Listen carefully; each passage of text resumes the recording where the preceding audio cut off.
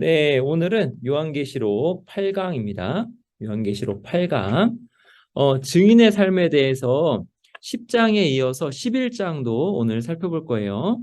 오늘 살펴볼 내용은 바깥마당은 어떠한 의미인가? 이것이 긍정적인 의미인가? 아니면 부정적인 의미인가? 이것을 살펴볼 거고요.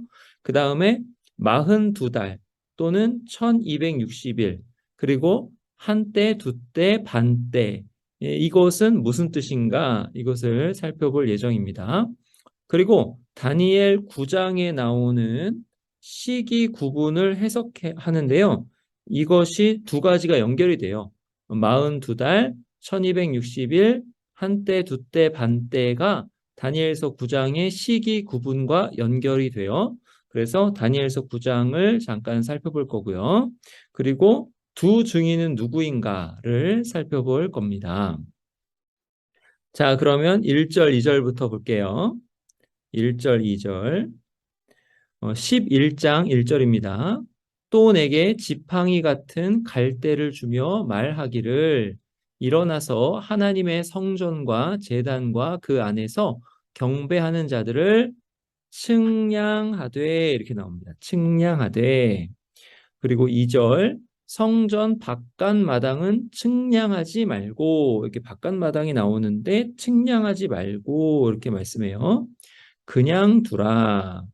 이것은 이방인에게 주었은즉 그들이 거룩한 성을 42달 동안 짓밟으리라, 이렇게 된다는 거죠. 그러니까 이렇게 말씀하는데 여기서 여러 가지 주제들을 좀 살펴볼 겁니다. 그럼 먼저 측량을 살펴볼 거예요. 측량. 이 측량은 에스겔 40장부터 48장에 비추어서 이해해야 돼요. 에스겔 40장부터 48장에는 뭐가 나오냐면 새 성전이 나오죠. 에스겔서는 하나님의 심판 이후에 성전 재건을 예언하는 거예요.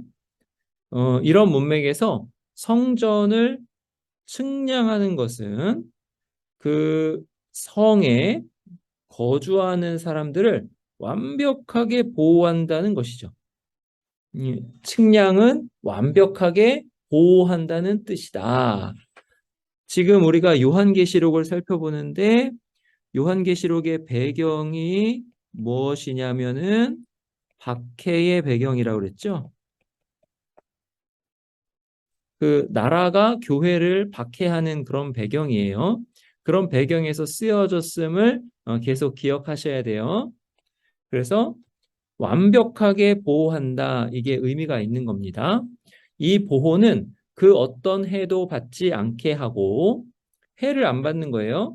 부정하고 속이는 사람에 의해서 오염되지 않게 하는 보호다라는 거죠. 해를 받지 않는다, 이것도 중요하지만은 여기서 중요한 것이 뭐냐면은 영적으로 보호받는 거예요. 부정하고 속이는 사람으로부터 보호받는 거죠. 오염되지 않도록 하는 거예요. 이게 중요한 이유는 왜 그래요? 이거 이렇게 돼야 우리가 실족하지 않게 되죠. 실족하지 않는 게 왜 중요하냐면은 영원과 연관되어 있어요. 구원과 연관되어 있기 때문에 그렇죠. 영원한 구원과 연관되어 있기 때문에 이 보호가 굉장히 중요합니다. 그럼 측량은 보호하심이다, 이렇게 나와요. 그리고 이 측량은 임재와 연결이 돼요. 하나님의 임재와 연결이 되는데 이 성전 공동체는, 그러니까 여기 에스겔, 에스겔서와 에스겔서와 계시록에 나오는 이 성전이 나오는데, 이 성전 공동체는 유대인들뿐만이 아니라 이방인 출신 그리스도인들이 같이 있다는 거죠. 그러니까 이 공동체 안에는 유대인과 이방인이 같이 있는 거예요. 에스겔서 문맥을 볼 때 이 측량은 하나님의 임재로 이어진다는 거죠. 그러니까 하나님의 임재가 유대인과 이방인들 이들이 그리스도인이면 그들 가운데 임재하신다라는 거예요. 측량이 임재로 이어져요. 에스겔 43장에 보시면은 측량을 하고 난 다음에 무슨 일이 일어나냐? 여호와의 영광이 동문을 통하여 성전으로 들어간다. 이렇게 나오죠. 그리고 영이 나를 들어 데리고 안뜰에 들어가시기로 성령께서 선지자를 데리고 들어서 안뜰에 들어가셨어요. 내가 보니 여호와의 영광이 성전에 가득하더라. 여호와께서 임재하시는 거죠. 여호와의 영광이 가득함으로 임재하시는 거예요.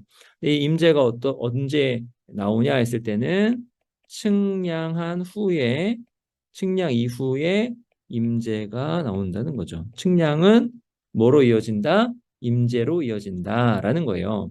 그러면 요 측량은 뭐냐 했을 때 아까 뭐라 그랬어요? 해를 받지 않는다. 그런 보호다. 그 다음에 또 뭐라 그랬어요? 오염이 되지 않는다. 그러니까는 이게 이렇게 돼서 보호라고 그랬죠. 해나 오염이 없어야 하나님께서 임재하실 수 있는 거죠. 그래서 측량은 임재로 이어지는 겁니다. 자, 에스겔 43장 또 보시면은 성전에서 내게 하는 말을 내가 듣고 있을 때에 어떤 사람이 내 곁에 서 있더라. 성전에서 이렇게 되죠. 그가 내게 이르되 인자야 이는 내 보좌의 처소 내 발을 두는 처소 법궤를 하나님의 발등상이라고 하잖아요. 내 발을 두는 처소 내가 이스라엘 족속 가운데에 영원히 있을 곳이라. 하나님께서 영원히 거하시는 거죠. 하나님께서 영원히 거하심. 하나님께서 영원히 거하시려면 거기는 어떻게 돼야 돼요? 거기는 거룩해야 되죠. 거룩해야 하나님께서 영원히 거하시는 거잖아요. 이스라엘 족속 곧 그들과 그들의 왕들이 음행하며 그 죽은 왕들의 시체로 다시는 내 거룩한 이름을 더럽히지 아니하리라. 더럽히지 않는 일이 있어야 되는 거예요. 오염이 없어야 되는 거죠. 거룩해야 되는 거죠. 이거예요. 측량은 하나님의 임재로 이어지는 겁니다. 그러면 요한계시록 21장 보시면은 또 하나님께서 임재하시는 거죠. 여기 보세요. 성 안에 성전이 없어요. 왜냐? 주 하나님 곧 전능하신 이와 및 어린 양이 그 성전이시기 때문에 하나님께서 거룩한 성 새 예루살렘의 성전이심으로 임재하시는 거죠. 지금 하나님의 영광이 비친다 그러죠. 어린 양이 그 등불이 되신다 그러고 그리고 여기가 아주 중요하죠. 27절 보시면은 거룩을 말씀해요. 무엇이든지 속된 것이나 가증한 일 또는 거짓말하는 자는 결코 그리로 들어가지 못하되 이거는 뭐예요? 여기서 오염 방지라는 거죠. 오염이 없어요. 부정이 없어요. 그러니까는 거룩만 있는 거예요. 오염은 없는 거예요. 부정은 없는 거예요. 부정은 철저하게 없는 거예요. 그리고 누가 들어가느냐? 오직 어린 양의 생명책에 기록된 자들만 들어가리라. 어린 양의 생명책에 기록되었다라는 것에서 여기서 또 중요한 개념이 어린 양 나오잖아요. 그러니까는 대속의 은혜를 받은 사람들만 들어간다라는 거죠. 대속의 은혜를 받은 사람들. 그러니까 의인이라 이렇게 칭함을 받은 사람들, 대속의 은혜로 의인이 된 사람들, 그 사람들이 들어간다라는 거죠. 근데 하여튼 요한계시록 21장에서도 뭐가 나와요? 하나님의 임재가 나오고 그 하나님의 임재는 거룩한 곳에 임재가 있어야 되니까 거룩과 연결이 되고 그리고 대속의 은혜인 어린 양이 이렇게 등장한다라는 거죠. 자, 그러면은 이것은 인을 치는 것과 같은 의미라는 거예요. 자, 인을 치는 것, 계시록 6장에 이렇게 나오나요? 계시록 7장에 나오죠? 계시록 7장에 나오는 인을 치는 것과 같은 거예요. 하나님의 관점에서 볼 때 측량하라는 명령은 그 명령을 내리기 이전에 이미 결정된 것이다. 라는 거예요. 이미 보호하시기로 작정하셨다라는 거죠. 심지어 교회 시대가 시작되기 전부터 하나님께서는 교회의 참 신자들의 구원을 보장하시기로 결정하신 거예요. 하나님께서 이미 구원하시기로, 그리고 그 구원을 확실히 하시기로 결정하셨다라는 거죠. 이렇게 본다면 측량하는 것은 요한계시록 7장 3절에서 8절에 나오는 인을 치는 것과 같은 의미라는 거죠. 측량은 완벽한 보호고, 특별히 어떤 보호냐 했을 때는 해를 받지 않는 것뿐만이 아니라 오염으로부터 보호된다라고 했습니다. 네, 이것은 7장의 인을 치는 것과 같은 의미다 그랬어요. 지난 시간에 7장이 여섯째 인, 일곱째 인 사이에 이렇게 딱 들어갔다 그랬잖아요. 여기에는 뭐가 나와요? 인침이 나오는 거예요. 그렇죠? 근데 지금은 여섯째 나팔,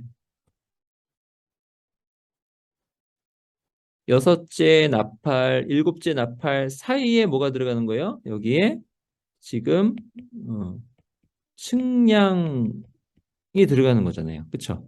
측량. 그러니까 이런 것들도 계속 이제 연관시켜서 생각해 보시고, 그리고 요 제한까지는 이렇게 여섯째 제한까지 요 제한까지는 뭐냐 했을 때는 음, 불신자들이 당하는 재앙, 땅에 거하는 자들이 당하는 재앙이지만 여기는 이 부분은 교회 공동체에 대해서 말씀을 한다라고 이제 이야기했어요. 7장도 마찬가지고 네, 그런 의미에서 이렇게 어떻게 연관이 되는지를 이제 좀 보시는 거예요. 자, 이제 바깥마당에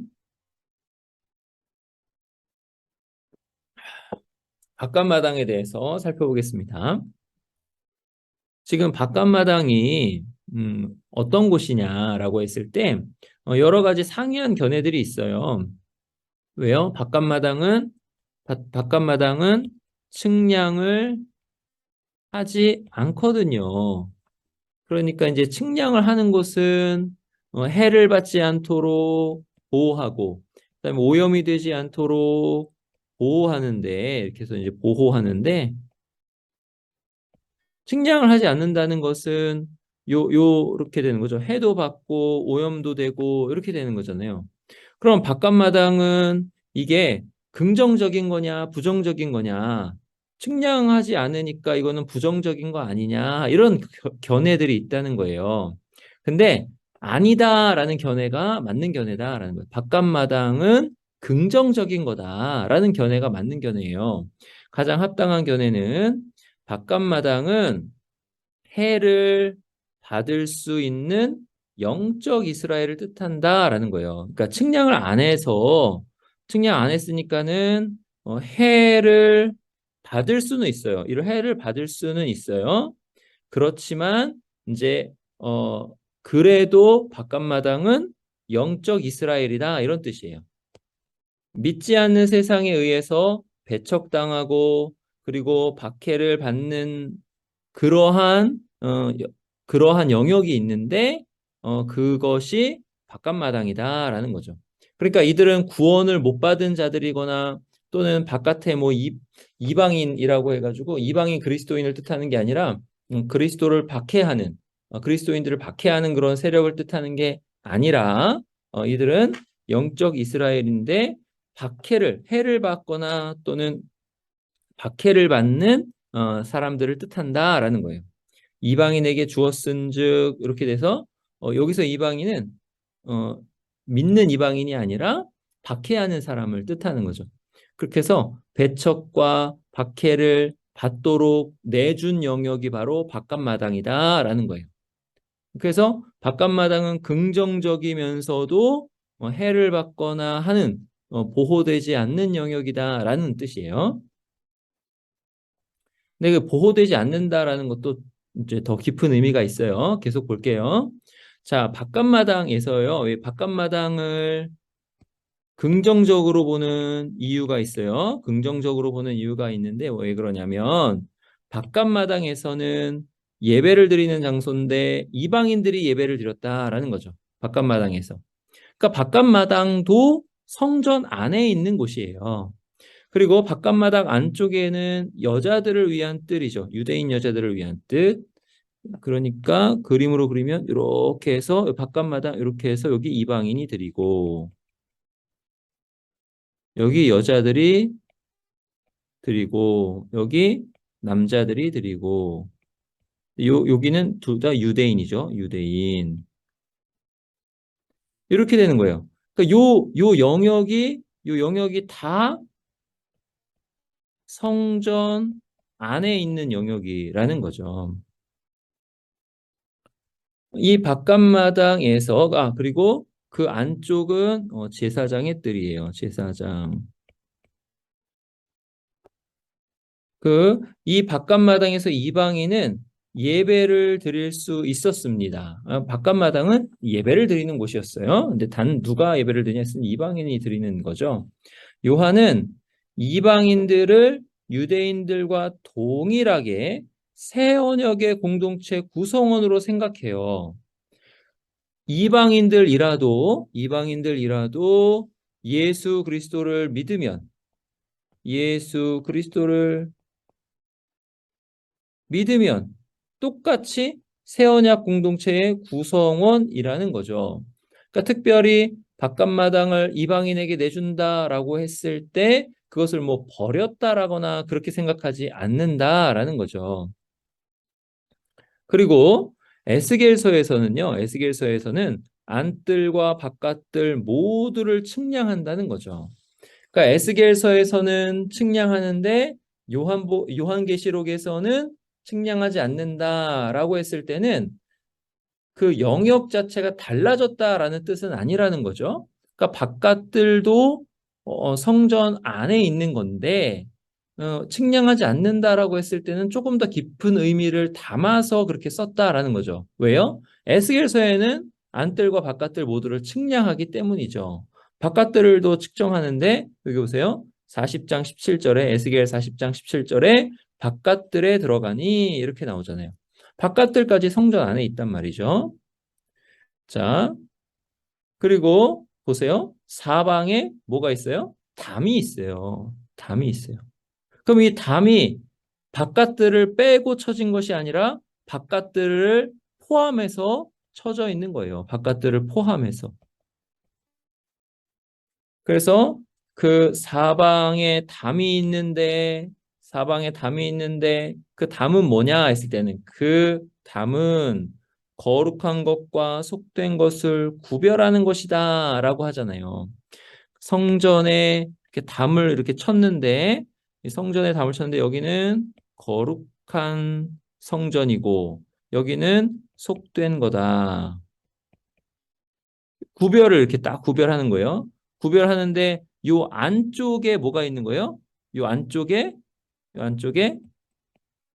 바깥 뜰이 있는 거예요. 그러니까 바깥들도 거룩한 영역 안에 있는 거다라는 거죠.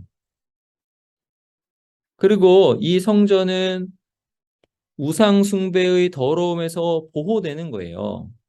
보세요. 어, 내 성소에 사람을 두어 너희 직분을 대신 지키게 하였느니라. 왜냐하면 거룩한 물건을 지키지 아니하였으니까. 그러니까 거룩함이 보호돼야 되는 거죠. 그리고 여기 보세요. 이방인이 거기에 들어갈 수 있는데, 그러니까 성전 안에 들어갈 수 있는데 어떤 이방인이 들어갈 수 있어요? 마음과 몸에 할례를 받은 사람은 들어갈 수 있어요. 마음과 몸에 할례를 받지 아니한 이방인은 내 성소에 들어오지 못하리라. 이 말은 뭐냐면 이방인 중에서 마음과 몸에 할례를 받은 사람은 들어간다라는 거죠. 그러니까 지금으로 따지면 뭐예요? 우리도 이방인이잖아요. 우리도 마음으로 믿어. 그 믿음을 입술로 고백하여 몸에 세례를 받으면 어디로 들어와요? 믿음의 공동체 안으로 들어오잖아요. 이 믿음 공동체 안으로. 똑같아요. 그때도 구약 시대에도 이방인 중에서 마음과 몸에 할례를 받은 사람은 하나님의 거룩한 성소에 들어왔다는 거죠. 근데 들어와서 어디서 예배 드리는 거예요? 바깥들에서 예배 드리는 거예요. 그렇게 예배 드리는데 담으로 우상 숭배의 더러움에서 보호되었다라고 하는 거죠. 그래서 말씀드리면 이 바깥마당도 성전의 일부라는 거예요. 요한은 이것을 알고도 성전 바깥마당은 측량하지 말고 그냥 두라라고 하면서 이방인이 거룩한 성을 42달 동안 짓밟으리라 이렇게 썼다는 거죠. 이것은 그러면 무슨 뜻이냐 했을 때 이것은 비유적인 표현이다라는 거죠. 비유적인 표현. 바깥마당이 뭘 뜻하냐 했을 때는 바깥마당은 완전한 보호.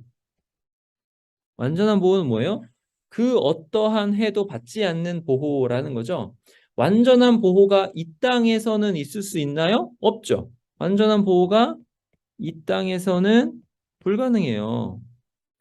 우리는 믿는 사람들이지만 이 땅에서 어떤 면에 있어서는 사망 세력에게 고통을 당하잖아요. 그러니까 이 땅에 있는 교회를 뜻하는데 이 땅에 있는 교회가 해를 당하고 있는 것을 뜻한다는 거죠. 이 바깥마당은. 그러니까 이 바깥마당 자체는 긍정적인 거예요. 왜냐하면 바깥마당도 교회를 뜻하니까 영적 이스라엘을 뜻하니까. 그런데 바깥마당이 완전한 보호 안에 있지 않고 이 땅에 있으므로 죄와 사망 세력에 의해서 어느 정도 해를 받는다는 거예요.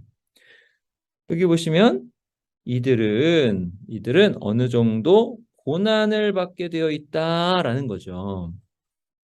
근데 여기서 아주 더 깊은 의미가 있어요. 깊은 의미가 있는데 에스겔서에서 에스겔서에서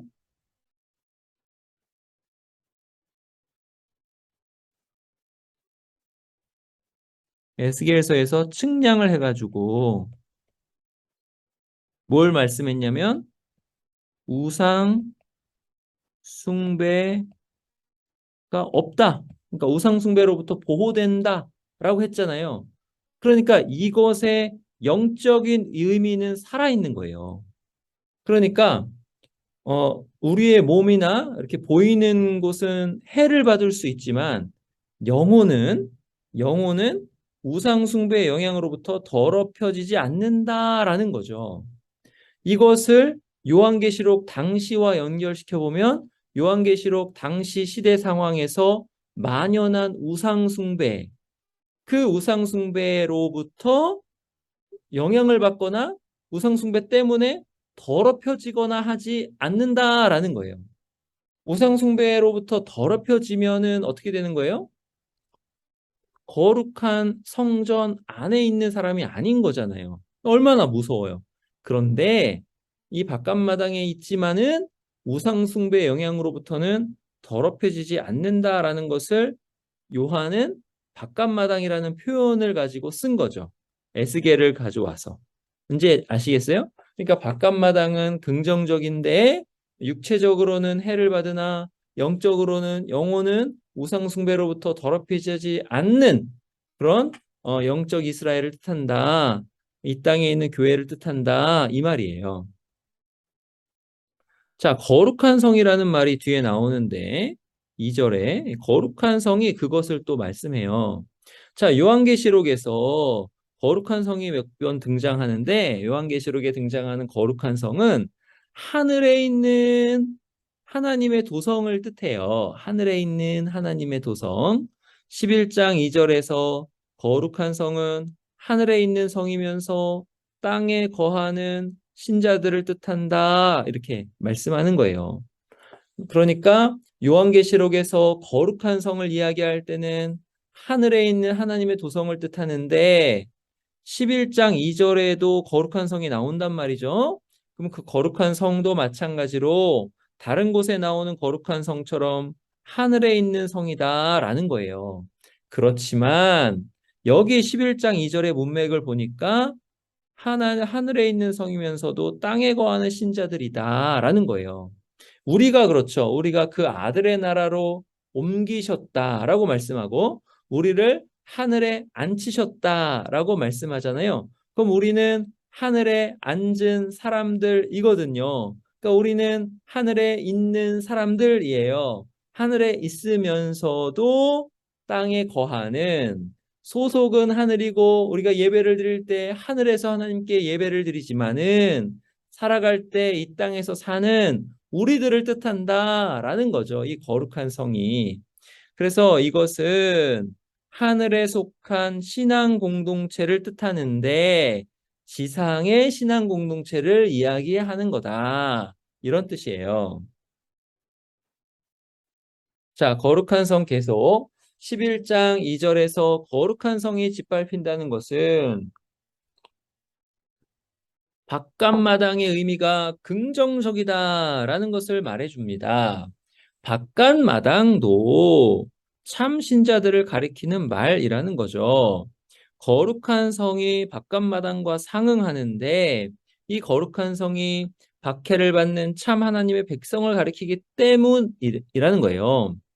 그러니까 바깥마당, 성전 안에 있는 바깥마당, 그다음에 거룩한 성 이게 이제 상응하는데 뒤에 거룩한 성이 짓밟힌다라는 게 박해를 받는 하나님의 백성이니까 앞에 바깥마당도 같은 뜻이다라는 뜻이에요. 바깥마당은 그래서 지상의 성전이다라는 말이에요. 바깥마당이 성전에 속했습니다. 하나님께서 거하시는 신앙 공동체의 영역입니다. 바깥마당은 그래서 뭐냐 했을 때는 바깥마당은 하늘에 속해 있지만 지상에 있는 하나님의 공동체를 뜻하는 거예요. 성전이다라는 말은 뭐예요? 하나님께서 임재하시는 곳이다라는 거잖아요. 하나님이 어떻게 어디에 임재하시는가 했을 때는 예수 그리스도를 믿는 자들의 예배 공동체 안에 임재하시잖아요. 우리 안에 임재하시잖아요. 그러니까 이 바깥마당은 지상의 성전을 가리킨다. 우리를 가리킨다라는 거죠. 자, 2절에서는 그들이 보호를 받는데 그 보호에서 어때요? 내줌이 되었다라고 말씀한다라는 거죠. 그러니까 보호에서 내줌이 되었다라고 하는 것은 우리가 이 땅에 살면서 죄나 또는 사망 세력에 의해서 어느 정도 해를 받을 수 있다라는 거죠. 그런 뜻으로 내줌이 되었다라고 쓰는 거예요. 박해를 받게 될 하나님의 백성 볼까요? 바깥마당과 거룩한 성 모두는 박해를 받게 될 하나님의 백성을 가리키는 거예요. 바깥마당도 거룩한 성도 박해를 받게 될 하나님의 백성을 가리킨다. 박해는 다니엘이 예언했듯이 성소와 백성이 내준바되어 짓밟힌다라는데 그 기간 동안에 박해를 받는 거예요.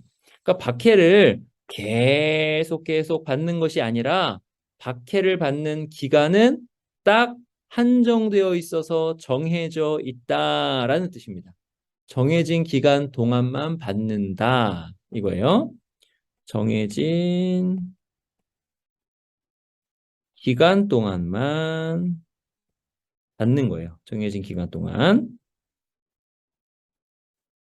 그 정해진 기간을 뒤에서 보면은 42달이라고 하고 1260일이라고 하기도 하고 한때, 두때, 반때라고 하기도 합니다. 자, 십자가의 길. 계시록 11장 1절부터 2절에서 교회인 성전은 참 성전이신 그리스도께서 십자가를 지신 그 길을 따른다라는 거죠. 이 교회, 이제 이 교회 말씀드렸어요. 지상의 하나님의 성전, 이 성전은 참성전, 참성전, 예수 그리스도예요. 예수 그리스도께서 참성전이에요. 왜냐하면 예수 그리스도 안에서 우리가 하나님을 만나고 예수 그리스도 안에 하나님께서 거하시니까 예수 그리스도께서 참성전이시고 또 예수 그리스도께서 성전의 모퉁이 돌이시니까 또 예수 그리스도께서 참성전이세요. 그럼 참성전이신 그리스도께서 십자가에서 그 몸이 찢겨지고 죽임을 당했잖아요. 그러니까 성전이 파하여졌거든요. 그러니까 요한복음 2장에서 너희가 이 성전을 헐라 내가 사흘 동안 일으키리라 말씀하신 그 성전, 예수 그리스도의 몸, 예수 그리스도께서 당하신 그 고난, 십자가, 그 십자가의 그 길을 지상의 성전인 우리도 따라간다라는 말입니다. 그게 이제 십자가의 길이에요. 그리스도처럼 교회는 고난을 당하는 거죠. 그리고 패배를 하는 것처럼 보인다라는 거예요. 교회가.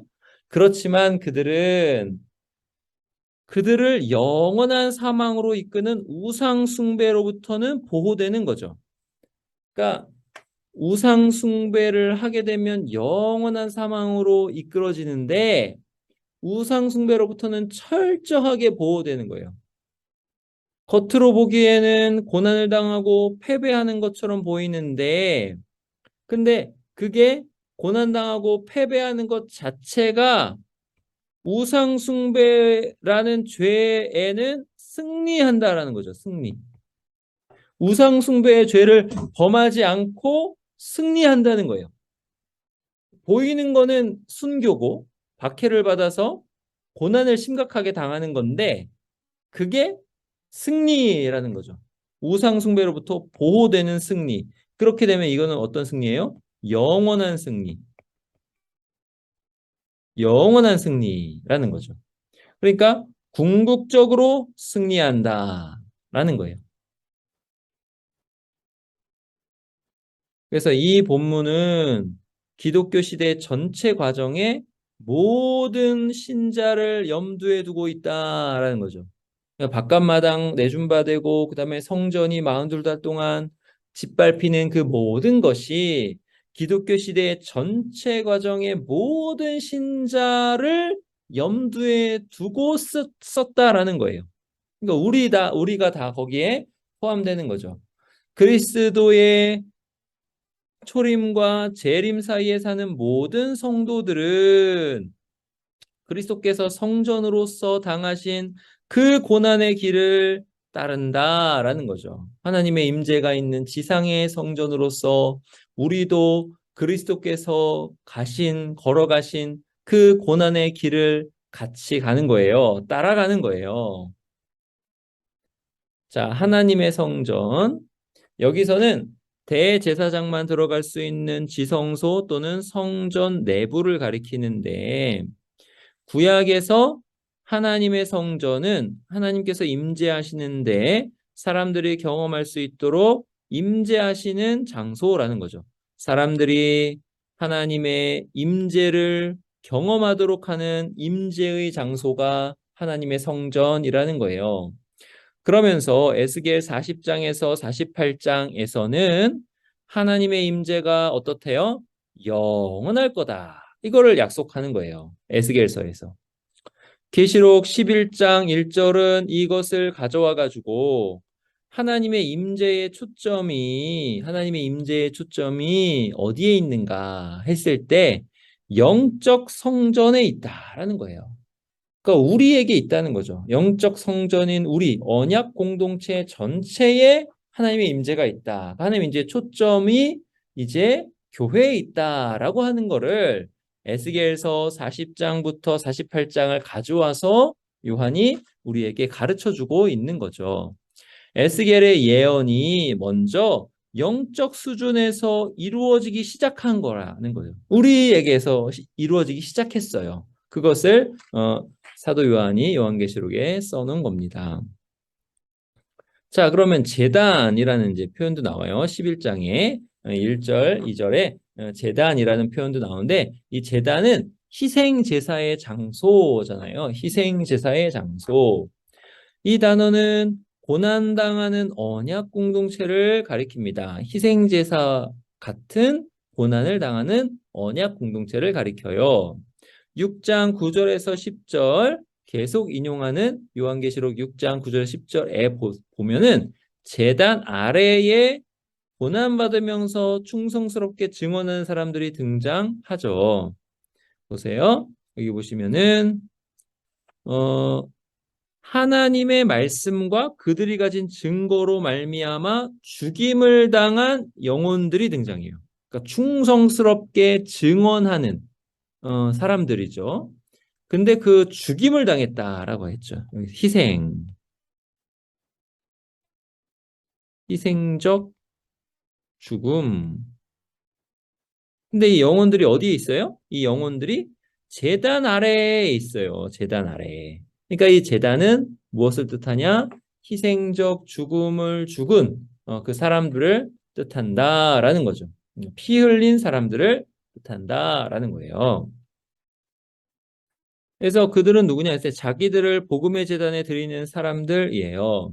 그러니까 우리는 누구냐 했을 때는 우리는 예배자로서 우리 스스로를 복음의 제단에 드리는 사람들입니다. 이런 의미에서 우리들은 제사장들이다라는 뜻이에요. 우리 스스로를 하나님께 드리니까 제사 제물로 드리니까 제사장들이죠. 그리고 이 우리들의 그 특징은 뭐냐 했을 때는 복음을 증언하는 특징을 가지고 있다라는 거예요. 예수 그리스도를 증언한다라는 거예요. 그리고 이 복음 전도는 무엇과 연결이 되냐면 다시 제사장 직분과 연결이 됩니다. 제사장 직분이 있기 때문에 복음 전도가 또 있는 거예요. 보세요. 베드로전서 2장 5절에 여기 보시면은 하나님이 기쁘게 받으실 신령한 제사를 드릴 거룩한 제사장이 될지니라. 그러니까 우리가 그렇다는 거예요. 그러니까 신령한 집으로 여기서는 뭐예요? 여기서는 성전 나오잖아요. 성전. 그러니까 우리가 성전으로 세워지고 산돌, 살아있는 돌이다. 성전의 요소라는 거죠. 살아있는 요소. 그러니까 우리가 성전이다. 앞에 이제 계속 말씀드렸어요. 성전. 근데 성전일 뿐만이 아니라 우리는 누구라 그래요? 제사장이라, 거룩한 제사장이라 그래요. 근데 베드로전서 2장이 어디로 연결되나 보세요. 2장이 왕도 나오고요. 왕 같은 제사장들 나오죠. 2장 9절. 그다음에 거룩한 나라, 이렇게 나라가 나오죠.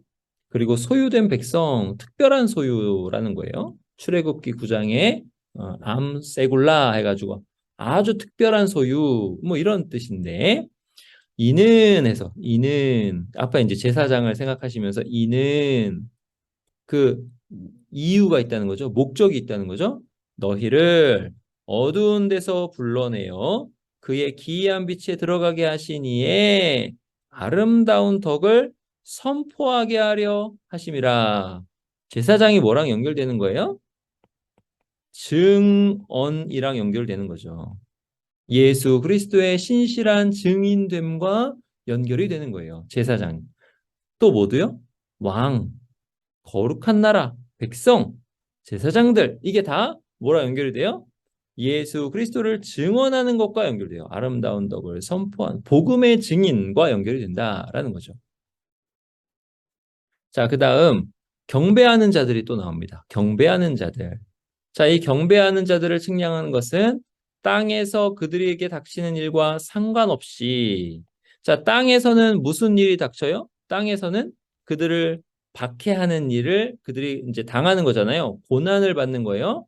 고난의 일이 닥치는데 그 일과 상관없이 그들이 하늘에 있는 영적 성전에 속한 사람이라 그래요. 그것을 뜻하는 거예요. 사람이라는 뜻이다. 그러니까 그들이 하늘에 있는 영적 성전에 속한 사람들이에요. 왜 어떻게 할 수 있냐 하면 그들이 뭐 하는 거예요? 경배하고 있다라는 거죠. 영적 성전에 속한 사람들이기 때문에 비록 땅에서는 박해를 받지만 지금 하늘 성전, 영적 성전에 속해서 경배하고 있다라는 거예요. 땅에 있지만 하늘 성소에서 경배하는 자들과 같이 경배하고 있다. 프로스키네오, 경배한다. 이 프로스키네오가 하늘 장로들을 묘사하는 장면, 하늘 장로들이 경배하는 그 말과 같은 말을 경배하는 자들에 썼거든요. 그러니까 그들과 같이 비록 이 땅에 있지만 하늘에서 경배하고 있다라는 것을 나타내는 말이에요. 그럼 종합하면 이 말들을 종합하면 성전이라는 말, 제단이라는 말, 경배하는 자들이라는 말, 바깥마당이라는 말, 거룩한 성이라는 말은 전부 다 모두 하나님의 새 백성을 뜻한다라는 거예요. 이것은 다 우리를 뜻하는 거예요. 우리를 뜻하는데 다른 측면을 이야기하는 거예요. 각각 다 다른 측면은. 근데 하여튼 다른 측면을 이야기하면서 서로가 서로를 보충하는 말인데 지칭하는 대상은 누구예요? 우리 하나님의 새 백성이다. 우리가 그 지칭하는 대상이다. 이런 뜻이에요. 그러면 종합해서 볼까요? 하나님의 새 백성을 뜻하는데 우리를 뜻하는데 성전은 뭘 뜻하냐? 하나님께서 독특하게 함께 하시는 사람들을 뜻한다. 독특하게 임재하시는 하나님의 임재에 초점이 있는 거예요. 성전은. 그러니까 우리는 누구냐? 하나님께서 우리 가운데 거하시는 사람들이다. 근데 여기 독특하게라는 말이 나왔어요. 이 말은 뭐예요? 하나님께서 온 우주 만물에 충만하시는데 그것과는 다르게, 그것과는 다르게 우리 가운데 임재하시는 거는 더 독특하게 임재하시는 거죠. 그러니까 우리 가운데 임재하시고 보호하시고 믿음을 주시고 새롭게 하시고 거룩하게 하심이 일반적으로 온 우주의 충만하심과는 다른 독특함으로 우리 가운데 임재하신다라는 것을 성전이라는 말로 우리에게 알려주는 거예요. 제단은 뭐냐? 제단은 희생적인 소명을 받은 사람들을 뜻한다라는 거죠. 우리 가운데 몇몇은 증언함으로 말미암아 하나님 앞에 그들의 피를 희생 제사처럼 드리는 일, 그렇게 순교하고 고난당하는 일을 이렇게 당한다라는 거죠. 그것을 뜻할 때 그것을 가리키는 말이 제단이에요. 그다음에 경배하는 자들, 예배하는 방식으로 희생적 삶을 나타내는 그런 뜻이에요. 그러니까 예배를 타협하지 않고 끝까지 예배하는데 희생을 감수하면서도 이 땅에서 끝까지 예배하는 그러한 모양을 이 경배하는 자들 이것을 이 말로 우리에게 가르쳐 주는 거죠. 그 다음에 바깥마당은 계속 설명을 했는데 이방인과 유대인으로 구성된 교회를 뜻하고 이들은 증언하기 때문에 고난을 당한다라는 거죠. 해를 받는 거예요. 그러니까 측량하지 말고가 부정적인 의미가 아니라 이 땅에서 살기 때문에 해를 받고 고난당하는 측면을 그렇게 말한 거죠. 그리고 이방인과 유대인으로 구성된 그런 영적 이스라엘 그 영적 교회의 지상적인 측면을 이야기할 때 바깥마당이라는 말을 썼다는 거죠.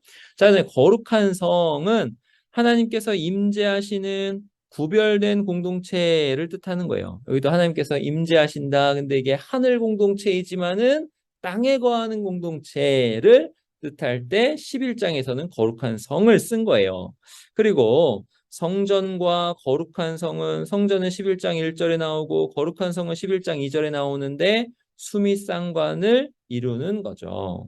그러니까 수미 앞에 머리, 그다음에 꼬리, 수미 쌍관 두 개가 같은 말을 같이 썼다. 그래서 뭐 영어로 하면 inclusio, 라틴어로 inclusio 이렇게 되는데요. 그렇게 돼요. 그렇게 써가지고 뭔가를 강조하면서 드러내는 거죠. 우리가 어떤 사람들인가. 자, 그러면 앞에 정해진 기간 동안 박해를 당한다고 했어요. 정, 정한.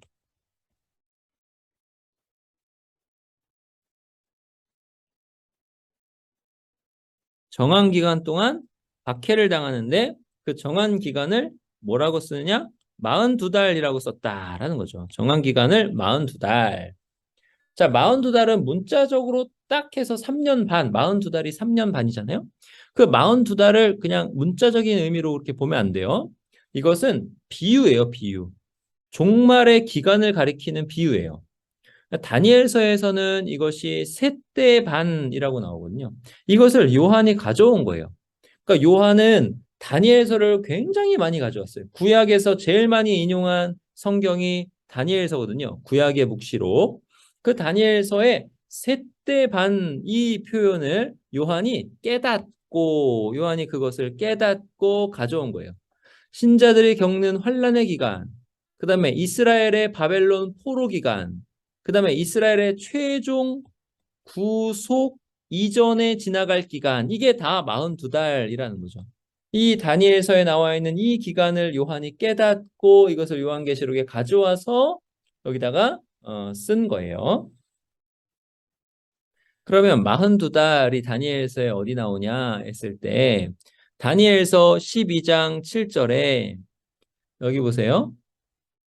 맹세하여 이르되 반드시 한때, 두때, 반때를 지나서 성도의 권세가 다 깨지기까지이니 그렇게 되면 이 모든 일이 다 끝나리라 그랬어요. 성도의 권세가 다 깨지기까지는 지난 시간에 말씀드렸어요. 지난 시간에 한때, 두때, 반때를 넘어갔죠. 오늘 말씀드리려고 넘어간 거예요. 그러니까 한때, 두때, 반때를 지나서 모든 일이 끝난다라고 하잖아요. 그러면 이 한때, 두때, 반때가 바로 42달이라는 거예요. 자, 이 한때, 두때, 반때가 이게 뭐냐 했을 때 이게 이제 한때, 두때, 반때가 3년 반이거든요. 이게 어떻게 3년 반이냐 했을 때 2년 반이 아니에요? 2년 반이 아니에요? 3년 반이에요? 왜 3년 반이냐면 자, 모에드 나오죠. 모에드. 이게 한때예요, 한때. 한때. 그다음에 모아딤 복수예요, 복수. 복수. 수로 하면 복수. 그래서 모아딤 하면은 두 때예요, 두 때. 그러니까 요거는 한 개고요. 요거는 두 개예요. 그다음에 여기 해치 하면니까 요거는 반이에요, 반. 다 더하면 어떻게 돼요? 1 더하기 2 더하기 반이니까 3년 반이란 뜻이죠. 한때, 두때, 반 때는 3년 반이다.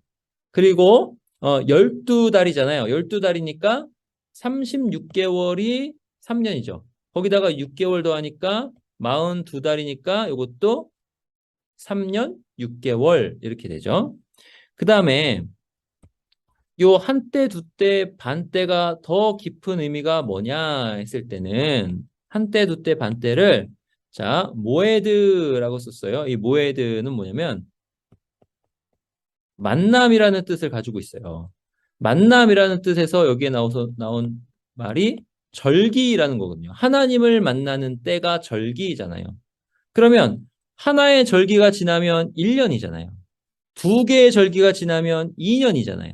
그러니까 여기는 1년, 여기는 2년, 절기가 두 개 지난 거예요. 그리고 반이 지나갔다라는 거예요. 그렇게 해서 또 3년 반이에요. 그러니까 이 절기 개념이 있어요. 절기 개념. 절기 개념에 뭐가 있는 거예요? 하나님을 만나는 개념이 있는 거예요. 하나님을 만나는 개념, 이 절기 개념. 그러니까 하나님을 절기에 한 번 만나고 또 하나님을 두 번을 만나고 그러면 3년이 지났죠. 그리고 반이 지나가면 이게 3년 반이다라는 거예요. 하나님을 만나는 절기를 이렇게 표현하는 것을 생각해 보세요. 박해를 받으면서도 하나님을 계속 만나는 거예요. 한때 만나고 또 두 때 두 번 만나고 또 이렇게 지나가는 거죠. 요런 것도 이제 생각을 해보세요. 박해를 받는 기간을 이렇게 나타냈어요. 어때요? 박해받는 기간이 어때요? 짧죠. 짧아요. 그러니까 이 땅에서의 고난은 한정적이고 짧고 약하고 경해요. 되게 힘든 것 같은데 경해요. 영광의 지극히 대단함, 영원함 이것과 비교할 수 없이 경하다라는 것도 이제 이 안에 있는 거죠. 자, 다니엘서 9장에 보시면은 이제 다니엘서 9장을 이제 살펴볼 거예요. 9장에 42달, 한때, 두때, 반때, 1260일 이 모든 것이 다니엘서 9장에 잘 나와 있어요. 9장을 우리가 이해를 하면 이 시대 구분을 요한계시록이 가져와서 썼구나. 이 시대 구분 안에 비유적인 어떤 종말에 대한 이야기가 있구나. 이걸 알 수 있어요. 9장 24절 내 백성과 내 거룩한 성을 위하여 일흔 이레를 기한으로 정하였나니. 자, 일흔 이레. 자, 이레는 뭐예요? 70. 그 다음에 이레는 뭐예요? 7이죠. 이레는 7년이에요. 그러니까 7년에다가 70을 곱한 거예요. 이거예요. 그러니까 이게 기한이다라는 거예요. 기한. 자, 7년에 70을 곱한 요 기간이 끝이 오는 기간이에요. 자, 이 기간에 일어날 일들, 허물이 그치며 죄가 끝나며 죄악이 용서되며 영원한 의가 드러나며 환상과 예언이 응하며 또 지극히 거룩한 이가 기름 부음을 받으리라 이렇게 되는 거예요. 이게 이제 끝에 있는 거예요. 끝. 또 요 기한이 차면 이것이 이루어진다라는 거예요. 자, 작정된 이른 이래라는 거죠. 작정된 이른 이래. 70 곱하기 7년이라는 거예요. 자, 여기서 이제 하나하나 볼게요. 자, 허물이 그치고 죄가 끝난다. 이건 뭐냐면은, 예전에 이스라엘 백성들이 이제 그 출애굽해가지고 아모리 족속의 땅으로 이렇게 딱 들어가잖아요. 가나안 7족속을 멸하잖아요. 다 쫓아내고 진멸하는데 그 전에 무슨 말씀이 나오냐면 아직 그들의 죄가 다 차지 않았다라는 말씀이 나와요. 하나님께서 아브라함에게 이렇게 말씀하시는 거군요. 그 땅을 너네한테 줄 건데 언제 줄 거냐면 그 가나안 족속의 죄악이 다 차가지고 심판의 분량이 다 차서 그들에게 심판이 내려지면서 그들이 그 땅에서 쫓겨나고 너희가 그 땅에 들어가서 그 땅에 살 거다 이런 뜻이에요. 그러니까 허물이 그치고 죄악이 끝난다라는 건 뭐냐면 죄가 다 찼다라는 거예요. 그러니까 죄가 다 찼기 때문에 죄가 더 이상 차지 못할 정도로 다 차서 여기에 이제 심판이 확 내려진다. 이런 뜻인 거죠. 이런 뜻이에요. 그러니까 여기에 심판이 딱 내려지는데 거기 뭐가 나와요? 죄악이 용서된다. 그러니까 이 꽉 다 찬 그 모든 죄악을 다 어떻게 용서하셨어요? 예수 그리스도의 십자가의 대속의 은혜로 죄악을 용서하셨잖아요. 예수 그리스도께서 십자가를 지실 때 무한 고통을 당하셨거든요. 엘리 엘리 라마 사박다니 히브리어로 엘리 엘리 라마 아자부타니 나를 어찌하여 나의 하나님 어찌하여 나를 버리셨나이까. 이 말씀 하나님의 버리심은 하나님의 유기라고 하죠. 하나님께서 버리심은 하나님 의라고 하면 좀 이상했네요.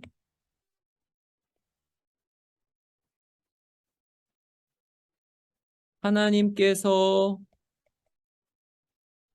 버리심. 하나님께서 버리심은 뭐라고 했어요? 무한한 고통이다. 이라고 했어요. 그 어떠한 선한 것도 없는 상태, 무한한 고통. 그 무한한 고통을 하나님께서 버리심을 예수 그리스도께서 십자가에서 당하셨죠. 왜요? 이 꽉 찬 죄를 다 사하시려고, 없애시려고, 용서하시려고. 하나님의 아들이 그 무한한 고통을 당했다. 이 하나님의 아들 예수 그리스도가. 무한한 고통을 당했다라는 건 뭐냐면 하나님의 아들이 무한한 고통을 당했으니 그 어떠한 죄라도 다 용서가 된다는 뜻이죠. 허물이 그치고 죄가 끝나고 죄악이 용서된다. 그 다음에 영원한 의가 드러났잖아요. 영원한 의가. 영원한 의가 어디에 드러났어요? 예수 그리스도의 십자가에서 영원한 의가 드러났죠. 하나님은 정말로 선하신가? 하나님은 정말로 의로우신가? 맞다. 하나님은 선하시다. 하나님은 의로우시다. 어떻게 아느냐? 십자가를 보라. 예수 그리스도께서 무한고통 당하시고 이렇게 죽으신 십자가를 보라. 이렇게 되는 거잖아요. 그 다음에가 뭐가 나와요? 환상과 예언을 봉함한다. 환상과 예언이 환상과 예언이 봉함한다. 이건 뭐예요? 봉함한다라는 거는 환상과 예언이 완전히 확정되었다. 확정되었고 그 끝을 기다린다. 끝으로 향한다. 이런 뜻이죠. 그 다음에 지극히 거룩한 이가 기름 부음을 받았다. 예수 그리스도께서 하늘과 땅의 모든 권세를 다 받으셨다. 이렇게 되잖아요. 그러니까 이것이 언제 일어난다? 70의 1회. 그러니까 71회에 일어난다는 거예요. 71회. 근데 이게 문자적인 71회가 아니라 이건 비유적인 71회인데 자, 71회는 뭐냐면 자, 보세요. 7년. 7년 뭐예요? 안식년. 자, 안식년이죠? 자, 7년이 안식년이면 이 안식년이 또 7년간 뭐예요? 희년이죠?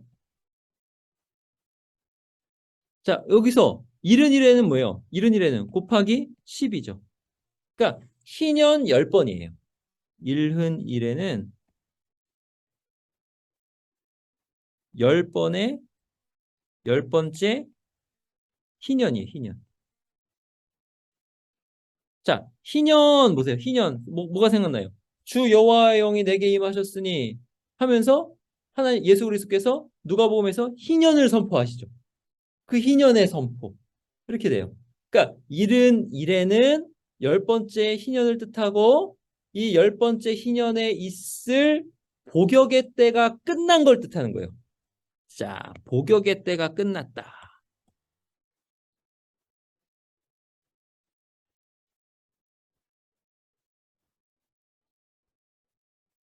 때가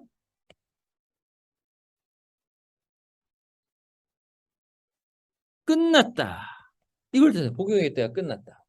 자, 다니엘서 9장을 쭉 보시면은 다니엘서 9장에 어 2절에 다니엘서 9장 2절에 이렇게 나와요. 곧 그 통치 원년에 나 다니엘이 책을 통하여 여호와께서 말씀으로 선지자 예레미야에게 알려주신 그 연수를 깨달았나니 다니엘의 지금 그 관심의 초점 그건 뭐예요? 연수예요. 연수. 곧 예루살렘의 황폐함이 70년 만에 그치리라 하신 것이라. 예루살렘의 황폐함이 끝나는 연수. 복역의 때가 끝나는 연수. 그게 예레미야서에서 70년이다 이렇게 나왔다라는 거죠. 그걸 놓고 다니엘이 간절히 기도하는 거예요. 신명기에 나오는 표현으로 기도하고 솔로몬이 그렇게 성전을 봉헌하면서 그렇게 했던 그 기도대로 기도하는 거예요. 기도했더니 지금 와가지고 계시에서 말씀해 주시기를 가브리엘이 와서 계시에서 말씀해 주시기를 복역의 때가 끝나는 것은 요 70년이 문자적으로는 바벨론에서 이렇게 포로에서 귀환하는 것은 맞는데 그것이 진짜 끝이 아니라 복역의 때가 끝나는 것은 언제다? 70에다가 곱하기 7, 71에다라는 거죠. 10번의 희년이다라는 거예요. 그게 이제 다니엘서에 딱 나와 있는 거예요. 그러니까 이 71회가 어떤 뜻인지 좀 이렇게 이해가 되셔야 돼요. 71회. 자, 이제 9장에 또 25절에 그러므로 너는 깨달아 알지니라 예루살렘을 중건하라는 영이 날 때부터 기름 부음을 받은 자 곧 왕이 일어날 때까지 자, 요런 기간들이 있어요. 근데 요 기간을 어떻게 하냐면 7일에와 62일에가 지날 것이요. 자, 총 기간은 뭐예요? 70일에. 총 기간은 70일이에요. 70일에를 자, 7일에랑 그다음에 62일에로 또 나눴잖아요. 그죠? 그러면 지금 이제 또 한 일회가 남았어요. 이렇게 나뉘는 거예요. 자, 전반부에는 어떻게 돼요? 7일회랑 62일회가 나뉘는 거예요. 이렇게. 그래서 그 곤란한 동안에 이 곤란한 동안은 요 62일회거든요. 곤란한 동안에 이 62일회 동안에 성이 중건되며 광장과 거리가 세워진다라고 하는데 왜 곤란한 기간이냐 하면은 요 기간 동안에 예언의 말씀이 없어요. 이 기간이 400년이 지나가는 겁니다. 예언의 말씀이 없어요. 암흑기라고 하죠. 그리고 세례 요한의 등장. 요한의 등장으로 다시 예언이 진행이 되면서 예수님께서 오시는 거거든요. 그러니까 이 곤란한 기간이 62일에죠. 그럼 7일에는 뭐예요? 7일에는 예루살렘이 중건하라는 영이 나서 7일에 동안에 성전이 이렇게 건축이 되는 그런 일들이 일어나는 거죠. 지금 이렇게 돼서 7일에 그다음에 62일에를 딱 나뉘었어요. 이제 한 일에 남았잖아요. 한 일에 이렇게 되죠. 자, 62일에 후에 이건 62일에 후니까 한 일에가 남은 그때예요. 기름 부음 받은 자가 끊어져 없어질 것이며 뭐예요? 예수 그리스도의 십자가의 고난을 지금 얘기하는 거죠. 끊어져 없어질 것이며 그 다음에 장차 한 왕의 백성이 와서 그 성읍과 성소를 무너뜨리려니와 이거는 역사적으로 이루어진 거는 뭐예요? 역사적으로 이루어진 거는 AD 70년에 로마 장군 티토스가 와서 예루살렘 성과 그 성전을 다 짓밟아서 무너뜨려 버리잖아요. 근데 그의 마지막은 홍수에 휩쓸림 같을 것이며 또 끝까지 전쟁이 있으리니 황폐할 것이 작정되었느니라 하는 그거예요. 그 예순두 일회 후에 일어날 일. 그 예순두 일회 후에는 지금 한 일회가 지금 있는 거잖아요. 일이에요. 자, 그다음에 그가 장차 많은 사람들과 더불어 이제 등장하죠. 한 일해 동안에 언약을 굳게 맺고 이거는 부정적인 말이에요. 이거는 부정적인 말이에요. 하나님께서 우리와 언약을 맺으시는 그것을 사탄이 모방하는 거예요. 사탄의 언약 모방.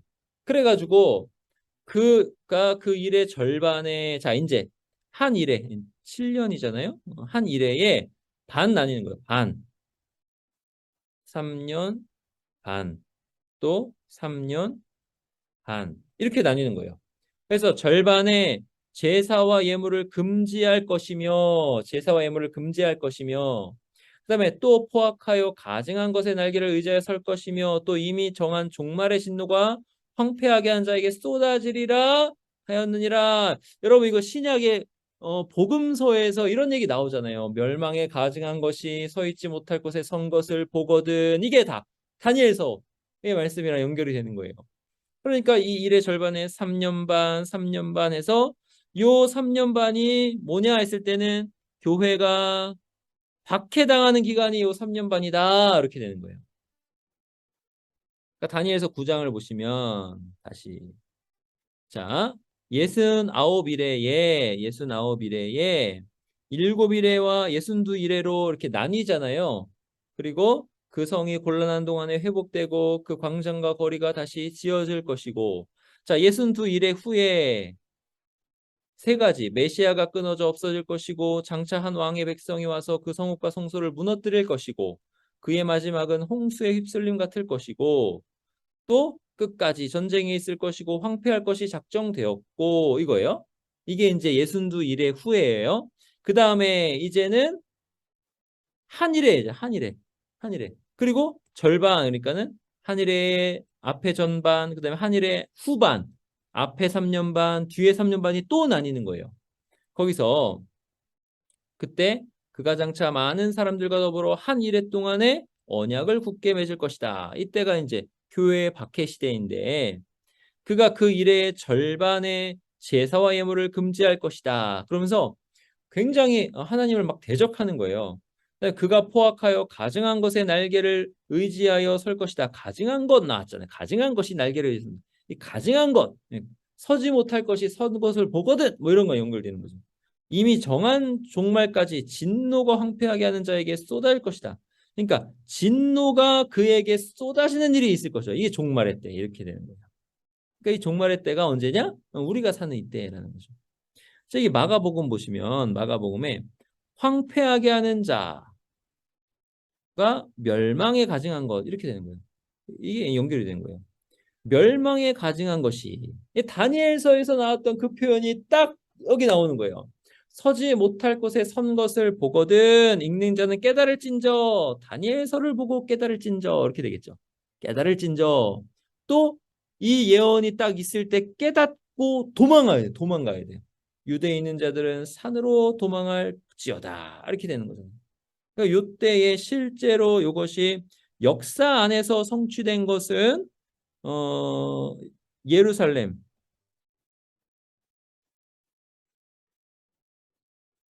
성이 함락되거든요. 그때 티투스 로마의 티투스 장군이 와가지고 42달 동안 포위를 해서 여기 이제 예루살렘 성을 무너뜨리고 성전도 무너뜨리고 하거든요. 그때에 예수님의 이 말씀을 주의 깊게 들은 신자들은 실제로 성에서 빠져나가서 살았다. 이런 기록이 있는 거예요. 역사 안에서 이런 게 이루어졌는데 이것이 의미하는 바가 뭐냐 했을 때는 이것도 전체가 또한 뭘 의미하냐? 종말의 때를 의미한다. 종말의 때. 종말의 때를 바라보게 하는 그런 뜻이 여기 안에도 담겨 있다라는 거죠. 그러니까 멸망에 가증한 것, 요것은 요 말씀은 이미 성취된 말씀이기도 하고 또 종말의 때 이런 일들이 일어나는 것을 우리에게 가르쳐주는 말씀이기도 하는 거죠. 그리고 이제 종말의 때에 뭐가 있냐? 넷째 나라의 작은 뿔이 문제예요. 넷째 나라의 작은 뿔이 누구냐 했을 때는 적그리스도인 거예요.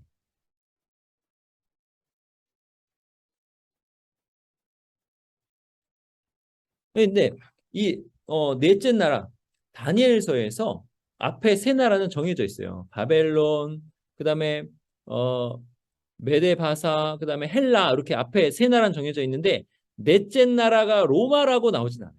근데 이제 예수 그리스도께서 오실 때 그때의 그 박해하는 나라는 로마 맞잖아요. 근데 로마가 넷째 나라다 이건 아니에요. 뭐냐면 교회를 박해하는 세력을 가리켜서 다 넷째 나라라고 하는 거예요. 그리고 그 넷째 나라의 작은 뿔은 누구냐면 그리스도를 현저하게 욕되게 하는 그런 자, 적그리스도죠. 다니엘서 7장에 그 열 뿔은 그 나라에서 일어날 열 왕이요 그 후에 또 하나가 일어나리니 그는 먼저 있던 자들과 다르고 또 새 왕을 복종시킬 것이며 이 작은 뿔 그가 장차 지극히 높으신 이를 말로 대적하며 또 지극히 높으신 이의 성도를 괴롭게 할 것이며 이게 나온다는 거예요. 이게 셋대반과 연결돼요. 그가 또 때와 법을 고치고자 할 것이며 법을 제정해서 성도들을 박해하는 거예요. 성도들은 그의 손에 붙임바되어 자 보세요. 여기가 뭐랑 연결이 돼요? 42달 동안 짓밟힘 당하는 거랑 똑같죠. 그의 손에 붙임바되어 이렇게 되죠. 넘겨준 바되어 이렇게 돼요. 보세요. 42달 어디 나와요? 한 때와 두 때와 반 때를 지나리라. 보세요. 3년 반. 이렇게 되죠.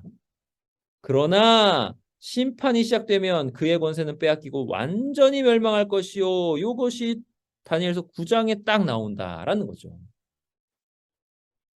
그러니까 요걸 이제 신약에서 계속 데살로니가후서 2장에 형제들아 우리가 너희에게 구하는 것은 우리 주 예수 그리스도의 강림하심과 우리가 그 앞에 모임에 관하여 그러니까 재림에 대해서 지금 얘기하는 거예요.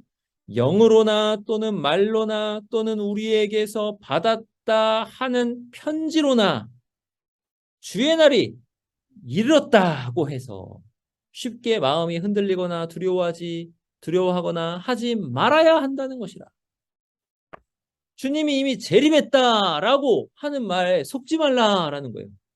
그래서 마음이 흔들리거나 두려워하거나 그러지 말라는 거예요. 재림에 대해서 오해하지 말라는 거예요. 왜 오해하지 말라고 하는지 보세요. 다니엘서가 여기 나옵니다. 누가 어떻게 하여도 너희가 미혹되지 말라. 재림에 대해서 미혹되지 말라는 거예요. 왜냐? 먼저 배교하는 일이 있다는 거예요. 여기 이제 다니엘서에 나오는 거죠. 저 불법의 사람 멸망의 아들이 나타나는 일이 있다는 거예요. 적그리스도가 현저하게 와서 하나님을 대적하고 막 성도들을 핍박하는 그러한 날이 있어야 되는데 그 날이 아직 이르지 않았어요. 그 전에 그러니까 이런 일이 있고 이 앞에 이런 일들이 있고 나서 재림이죠. 재림. 이런 일이 있고 나서 재림이죠. 그러니까 이런 일이 있기 전에는 그날 재림이 이르지 않는다라는 말이에요. 지금 다니엘서가 지금 여기 안에 있잖아요. 그는 대적하는 자라 신이라고 불리는 모든 것과 숭배함을 받는 것에 대항하여 그 위에 자기를 높이고 하나님 성전에 앉아 자기를 하나님이라고 내세우니라. 이런 적그리스도가 오고 성도들이 심각하게 고난을 당하고 야 그때야 주님께서 오신다라는 거죠. 우리가 이제 시대 분별을 잘 해야 되겠어요. 결론. 적그리스도가 가장 악랄하게 활동할 때 믿음을 지키는 자가 복이 있다라는 거예요. 그러니까 이것을 다니엘서가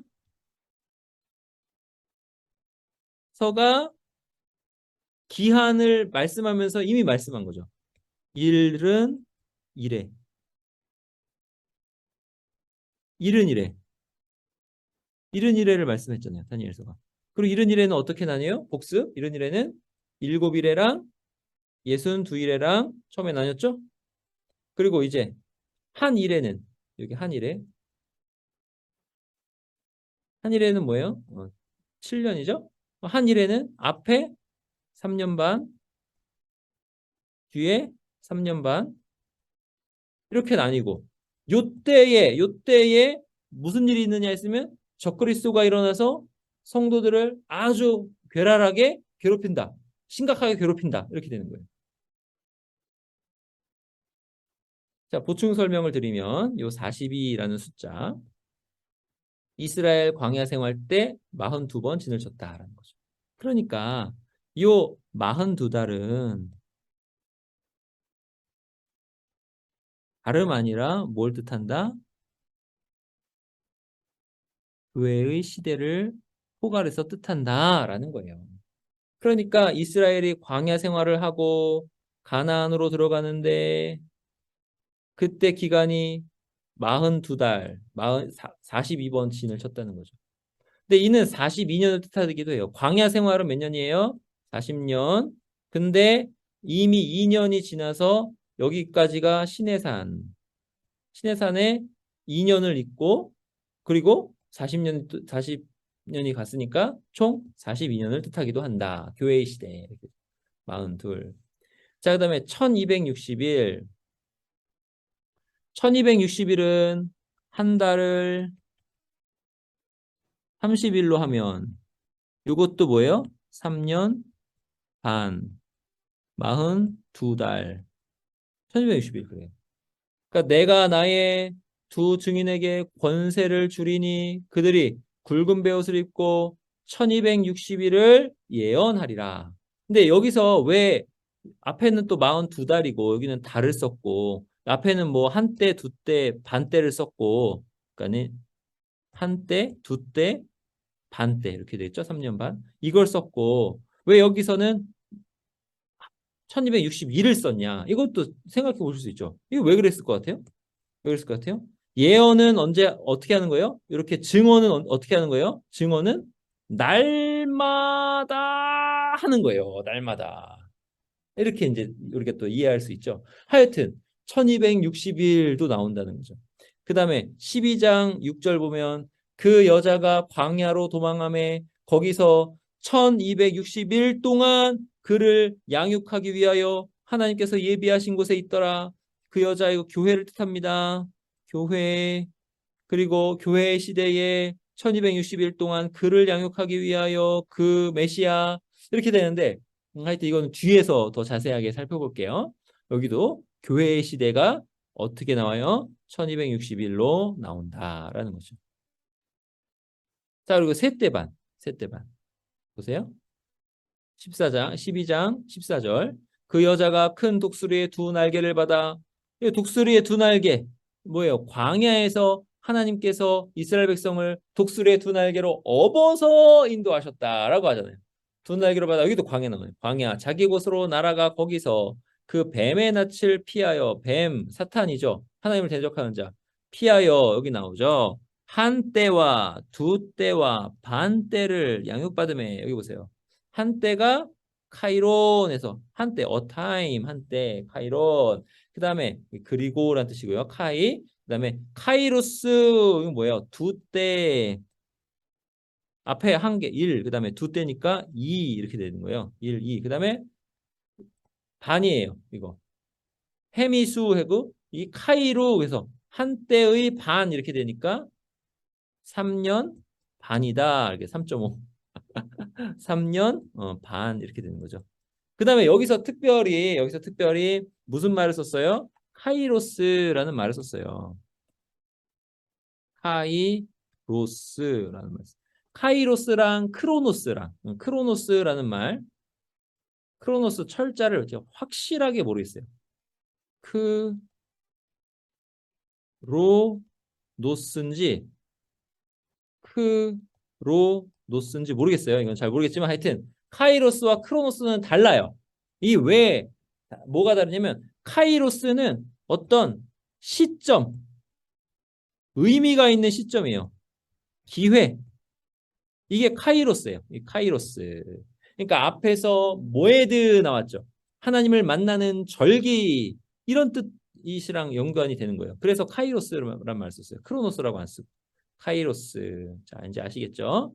카이로스. 그래서 카이론, 카이로스, 헤미수, 카이루. 그래서 한때, 두때, 반때 이렇게 하면서 이 말을 쓰면서 지금 뭐라고 하는 거예요? 한때, 두때, 반때 하나님을 만나는 그런 시간들, 절기들 요 안에 이제 내포되어 있는 거예요. 그리고 42달 계시록 13장 5절에 42달. 그러니까 여러분이 계시록을 보면서 이런 표현이 나오면 다니엘서에서 나오는 시대 구분을 가져와서 쓰는 거구나 깨달으시고 그리고 각각 한때, 두때, 반때라고 쓰기도 하고 달을 써서 42달이라고 쓰기도 하고 그 다음에 하루를 써서 1260일이라고 쓰기도 하는 것을 잘 생각해 보세요. 거기에 아주 깊은 의미들이 많이 담겨져 있어요. 지금 짐승이 42달 동안 일할 권세를 받으니라. 이 42달 교회 시대에 교회가 박해받는 기간이다. 이렇게 말씀드렸어요. 자, 그리고 이 기간은 주님께서 십자가에 못 박히신 것과 연결이 됩니다. 그러니까 11장에 보면은 이 기간이 지금 8절에 나오는데 11장 8절에 그들의 시체가 큰 길 성에 있으니 이거 두 증인이죠. 두 증인. 이 두 증인은 교회의 공동체를 뜻해요. 근데 이 교회 공동체가 십자가의 길을 따라간다고 그랬잖아요. 거기에 계속 나오는 거예요. 거기 시체가 큰 성 길에 있으니 그 성은 영적으로 하면 소돔이라고도 하고 애굽이라고도 하고 소돔, 애굽 하니 곧 그들의 주께서 십자가에 못 박히신 곳이다. 뭐 영문박히라고도 하는 그 십자가에 못 박히신 곳. 그러니까 이 기간은 주님께서 십자가에 못 박히신 것과도 연결이 되는 거죠. 그러니까 이 기간은 어떤 기간이에요? 주님께서 3년의 공생애 이렇게 되죠. 혹자는 이 3년의 공생애를 3년 반의 공생애다 이렇게 돼요. 여기도 3년 반이 등장하는 거죠. 그러니까 이렇게 모든 것이 연결이 되는 겁니다. 그리고 이 3년 반의 기간, 이 기간은 그리스도의 부활 때 이미 시작되었고요. 그의 재림 때의 절정에 도달하는 기간이다라고 보시면 돼요. 그러니까 한 때와 두 때와 반 때가 나오거나 42달이 나오거나 1260일이 나오면은 교회의 시대, 박해받는 시대, 이 시대를 뜻하는구나라고 생각하시면 돼요. 자, 그래서 이제 이 증인들은 누구냐 했을 때 그리스도와 동일시되는 사람들입니다. 그리스도께서는 3년 반 동안 사역하셨다고 해요. 그리고 이 증인들은 그리스도와 같은 기간 동안 증언하는 거예요. 하나님 나라를 선포하는 거죠. 예수 그리스도를 증언하는 거예요. 그러면서 예수님께서 받으셨던 박해를 받는 거예요. 그리스도께서 십자가에 달리신 그 성에서 난폭하게 죽임을 당하는 거예요. 우리가 그런 거예요. 교회는 지금 어떻게 되는 거예요? 박해받고 있다.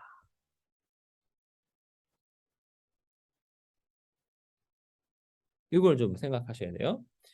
이 교회가 박해받는 거는 이거는 이제 한번 깊이 생각해 보세요. 저도 이제 생각하면서 지금도 지금 이 시대 지금은 언제예요? 종교의 자유가 있지만 종교의 자유가 있는 이 지금 이 시대에도 참 교회는 참 성도는 고뇌하고 있겠다. 얼마나 큰 고뇌를 하고 있을까요? 이 시대의 참 성도 참 교회들이 얼마나 애통하면서 부르짖고 있을까요? 그죠? 생각해 보세요. 이렇게 길게 말씀을 안 드릴게요. 그러니까 신앙생활을 우리는 지금 쉽게 하는 게 아니에요. 이 신앙생활 쉽지 않습니다. 어, 여러분 힘내세요. 정말 잘하고 계세요. 이 박해받고 있는 이 시대에 정말 잘하고 계십니다. 자, 이제 3절, 4절 한번 볼게요. 3절, 4절. 내가 나의 두 증인에게 권세를 주리니, 그러니까 두 증인의 시대인 거예요. 이때 두 증인. 그들이 굵은 베옷을 입고 1260일을 예언하리라. 이거 아까 말씀드렸고, 그들은 이 땅에 주 앞에 서 있는 두 감람나무와 두 촛대니 이렇게 말씀한다는 거죠. 자, 두 증인의 뜻은 뭐냐면 증언하는 공동체인데 특별히 심판의 맥락에서 증언하는 공동체예요. 두 증인. 그래서 하나님의 백성 공동체 전체가 성령님을 받아 예언할 것이라고 요엘서에 나오는데 이 시대의 교회가 두 증인이에요.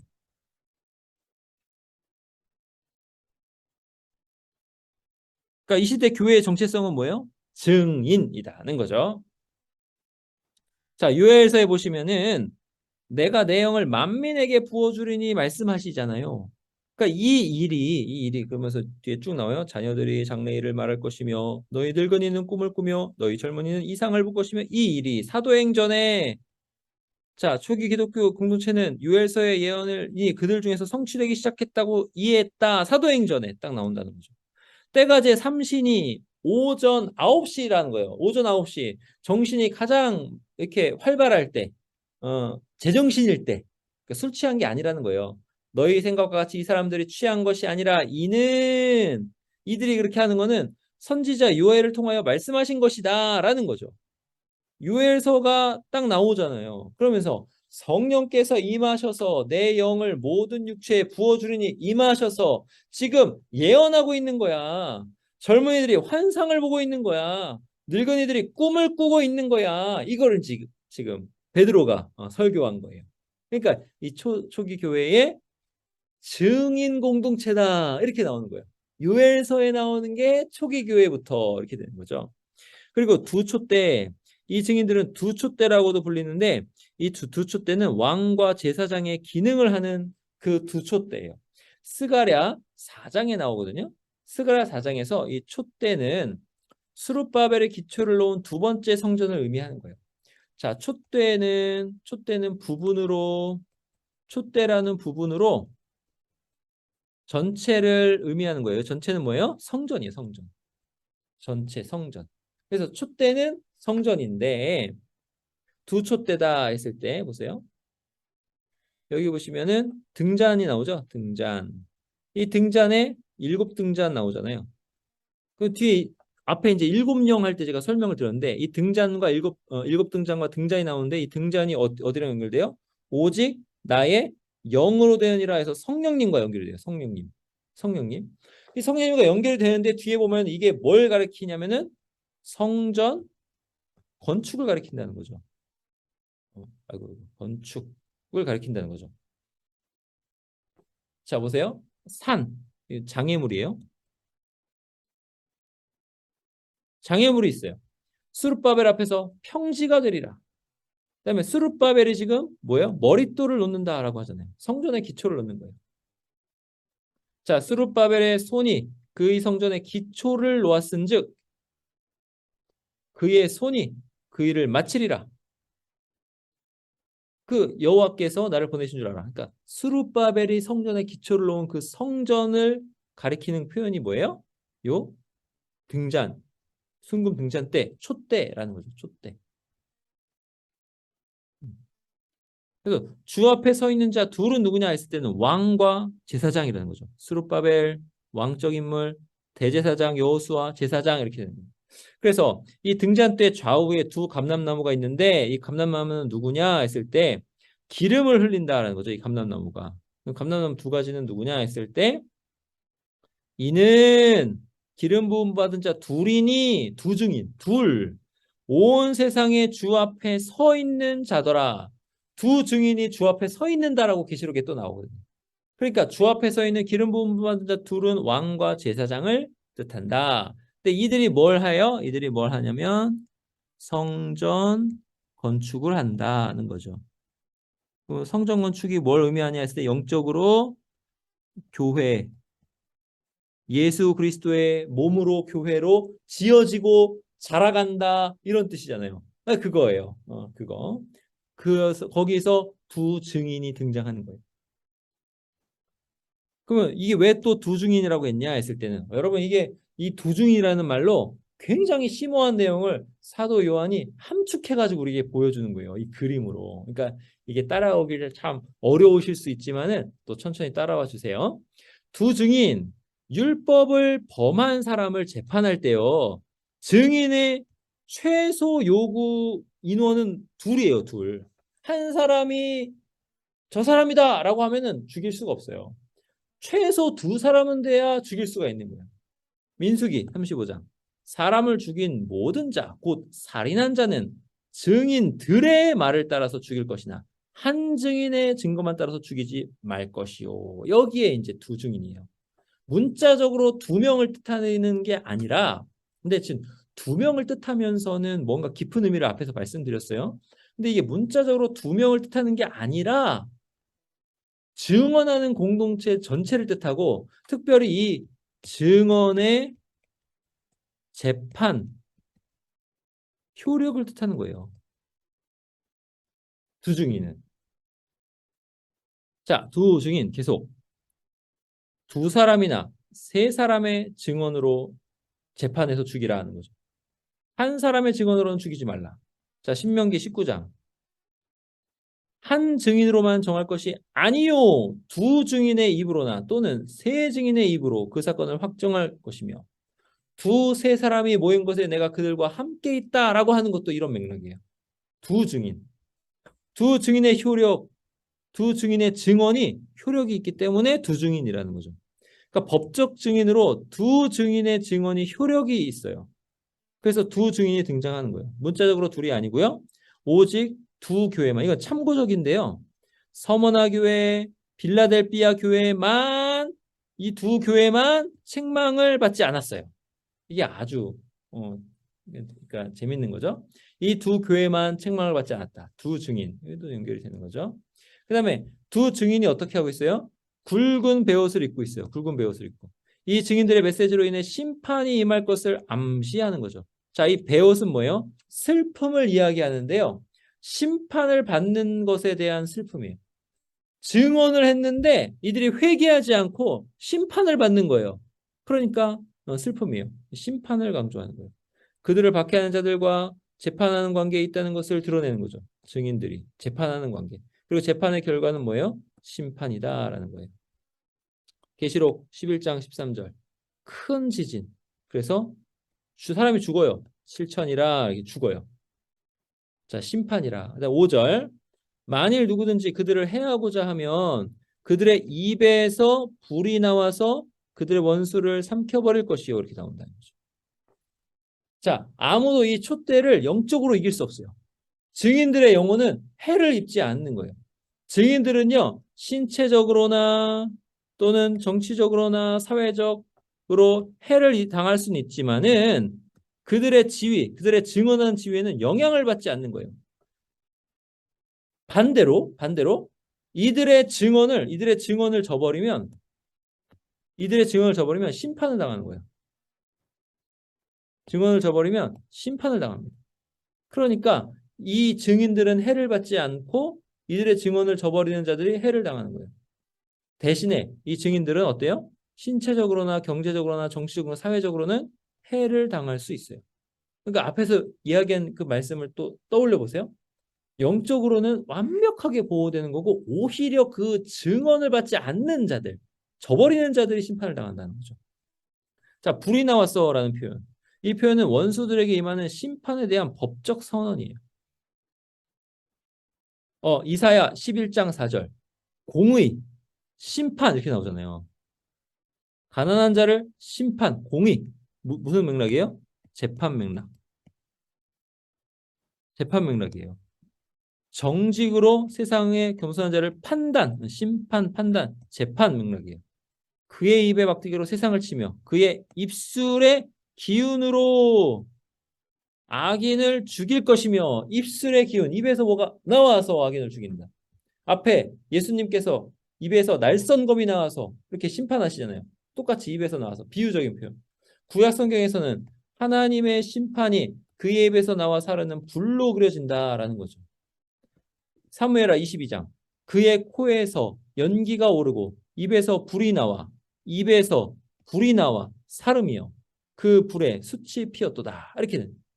입에서 불이 나오는 것, 심판이 나오는 거죠. 불이 그의 앞에서 나와서 사방 대적들을 불사르시도다. 이렇게 나오는 거예요.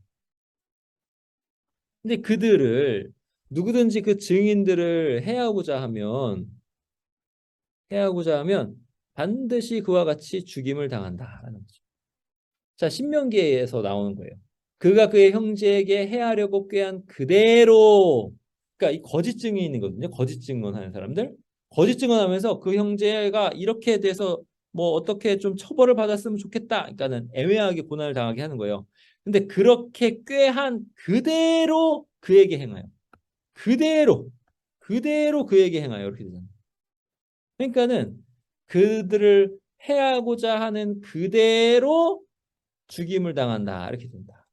그러니까 두 증인을 해하고자 하는 그대로 죽임을 당하니까 신명기 말씀이 그대로 이기는 거죠. 그러니까 이들의 증언이 참되다라는 거예요.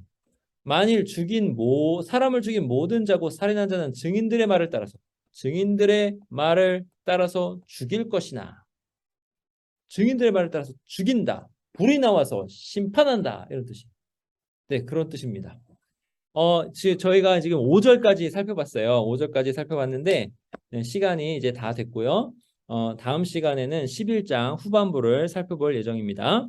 지금 이 요한계시록 강의가 점점 자세하게 들어가고 또 요한계시록 보면서 다니엘도 보고 이렇게 되면서 점점 느려지고 있어요.